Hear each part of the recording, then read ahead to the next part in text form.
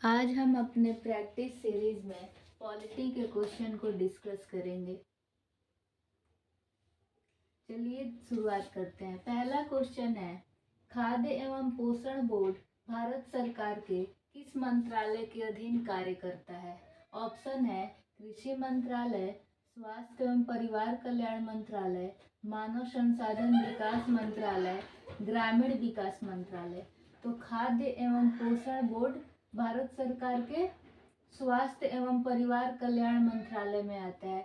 ये यूपीएससी का 2005 में पूछा हुआ क्वेश्चन है, तो उसने स्वास्थ्य एवं परिवार कल्याण मंत्रालय को सही किया है। लेकिन जब हम गूगल करते हैं और देखते हैं कि खाद्य एवं पोषण बोर्ड किस मिनिस्ट्री के अंतर्गत आता है, तो महिला एवं बाल विकास के अंतर्गत उसका आंसर आ रहा है।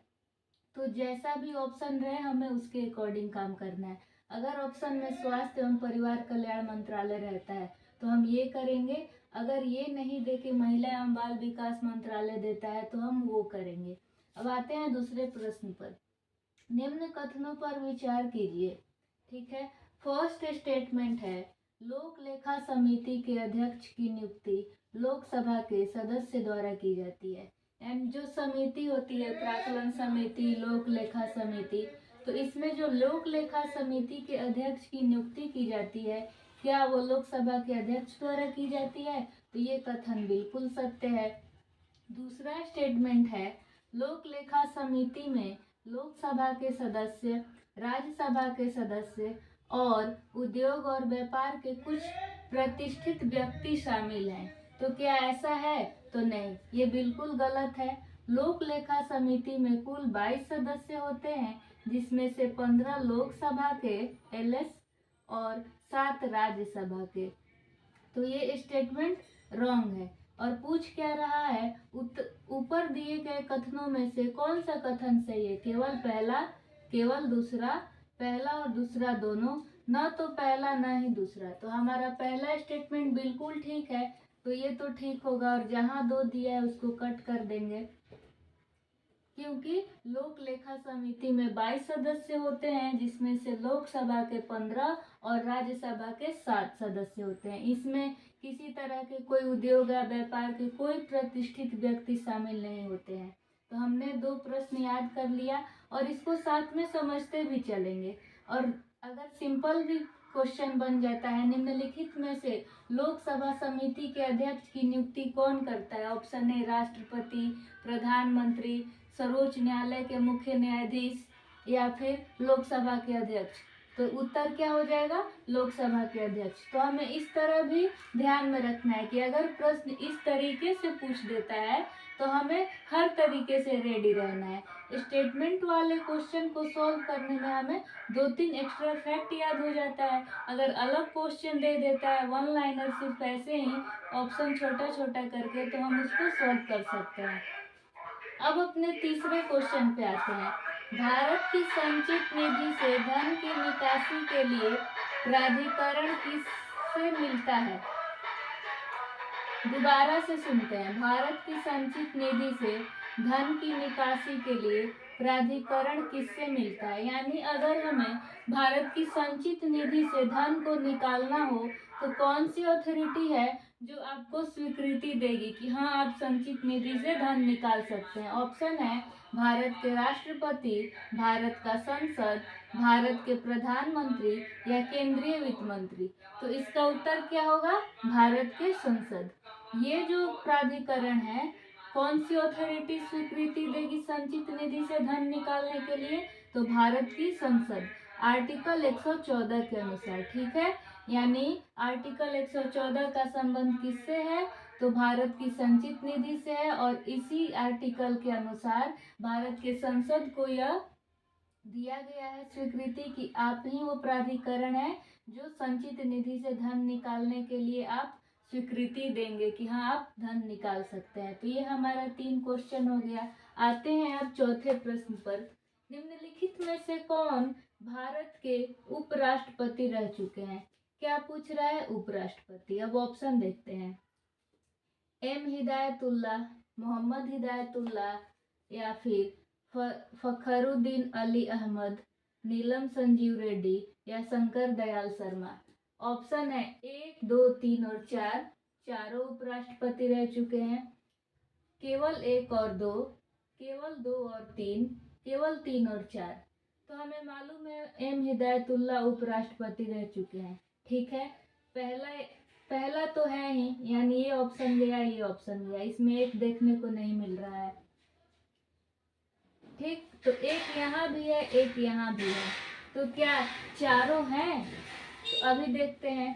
फखरुद्दीन अली अहमद, अगर आपको इनके बारे में नहीं पता है तो इट्स ओके।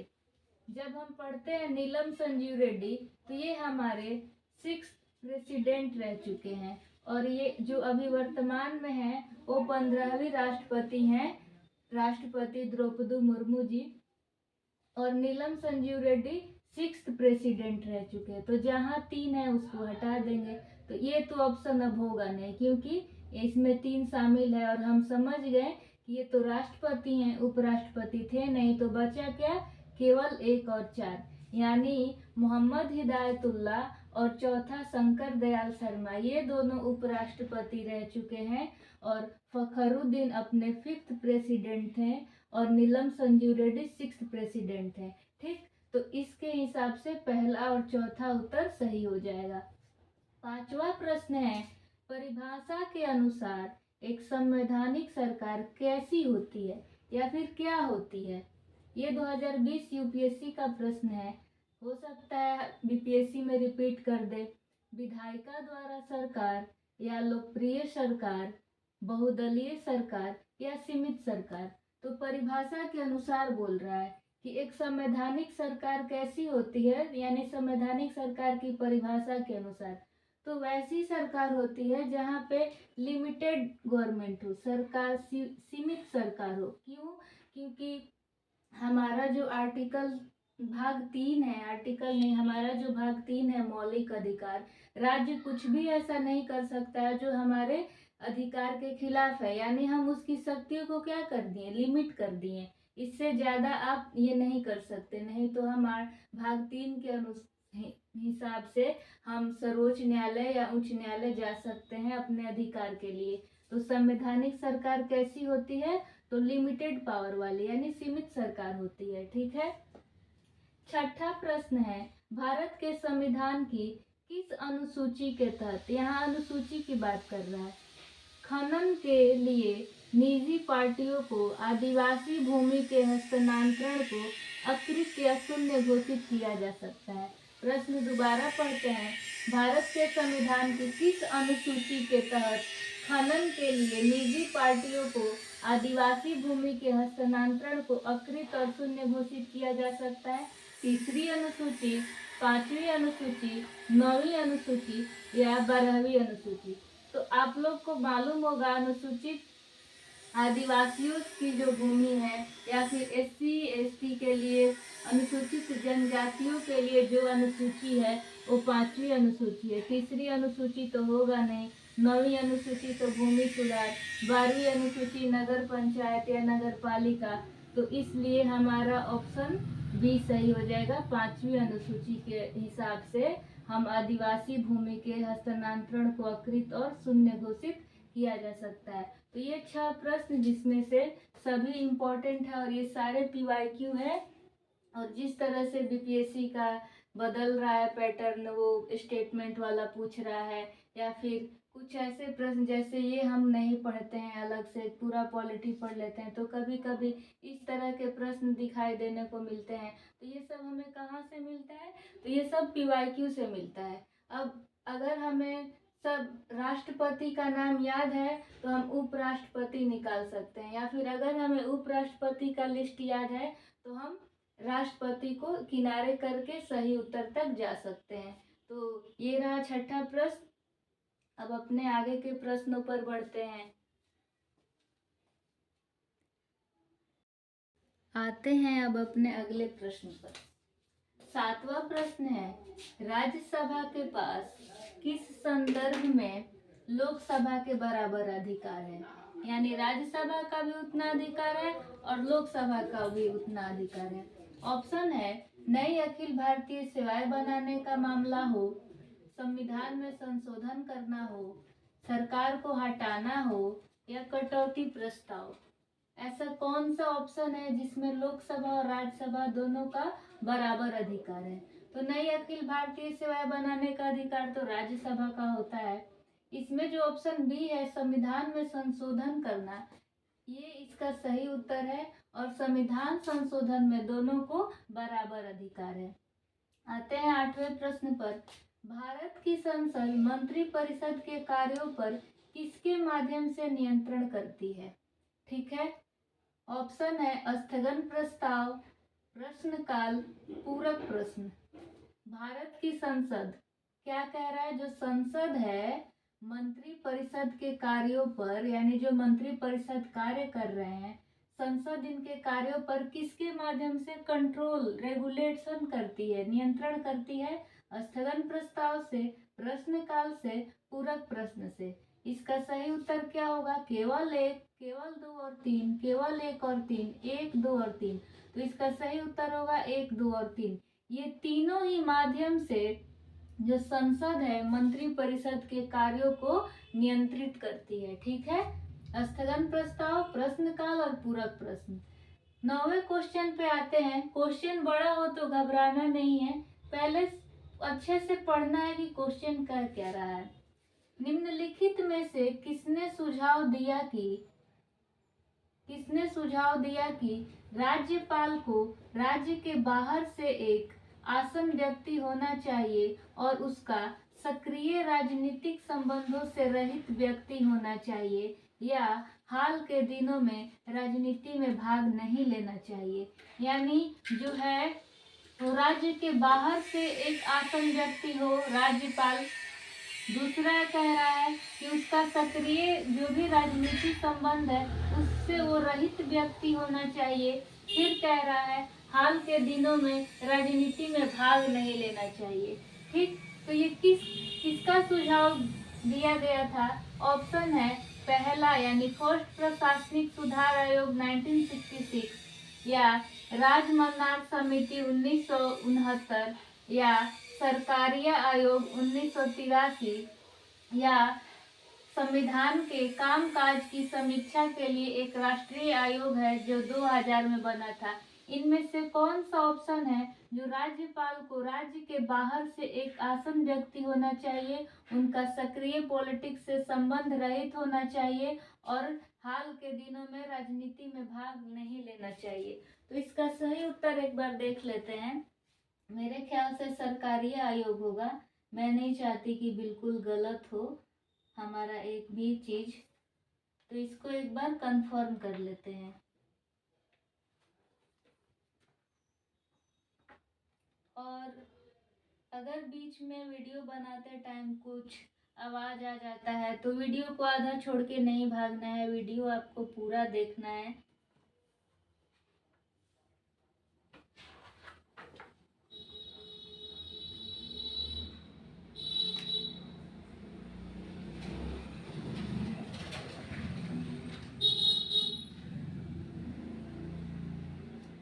कौन सा क्वेश्चन था, कहाँ गया?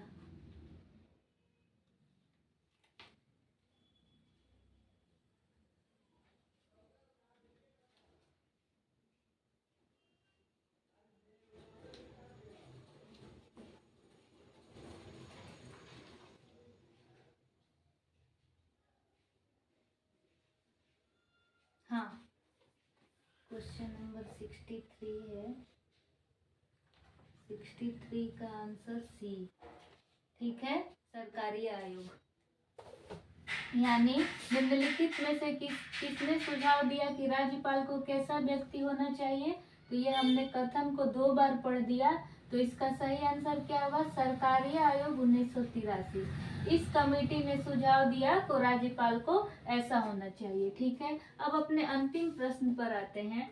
निम्न कथनों पर विचार कीजिए। भारत में 25 उच्च न्यायालय हैं।